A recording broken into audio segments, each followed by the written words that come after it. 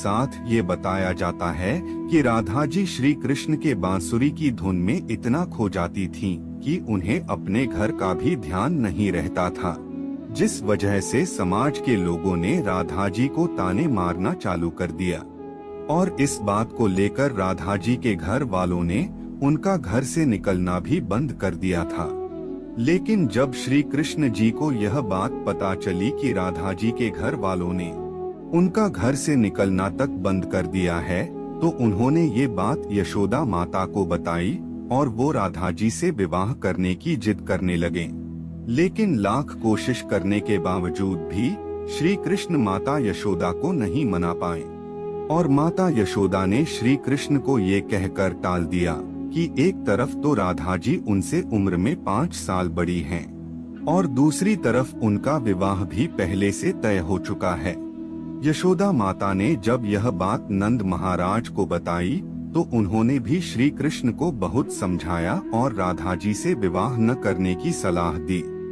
लेकिन इतना समझने के बावजूद भी जब श्री कृष्ण राधा जी से विवाह करने की जिद नहीं छोड़ रहे थे, तब नंद महाराज श्री कृष्ण को ऋषि गर्ग के पास ले गए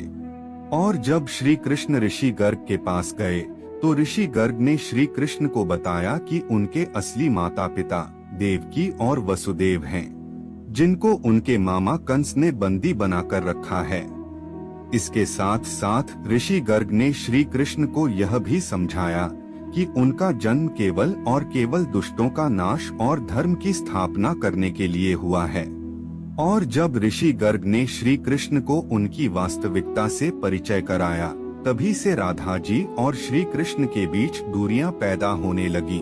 कुछ समय बाद श्री कृष्ण जब और बड़े हुए तो उन्हें कंस के बुलाने पर वृंदावन छोड़कर जाना पड़ा।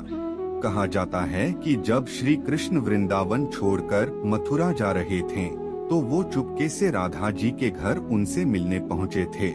और उनसे बिना कुछ कहे ही उनको अपनी बांसुरी तोहफे में दे दी थी। इसके कुछ समय बाद ही श्री कृष्ण बड़े भाई बलराम जी के साथ वृंदावन को छोड़कर मथुरा की ओर रवाना हुए और ऐसा बताया जाता है कि जब श्री कृष्ण वृंदावन छोड़कर मथुरा चले गए तो राधा जी उनकी यादों में फुट फुट कर रोती थी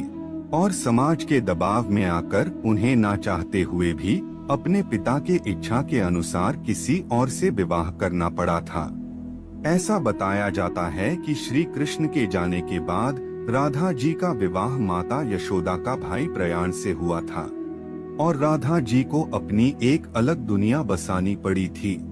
राधा जी का विवाह होने के बावजूद भी जब उन्हें श्री कृष्ण की याद आती थी तो वह अक्सर बांसुरी बजाकर उनकी यादों में लीन हो जाया करती थी।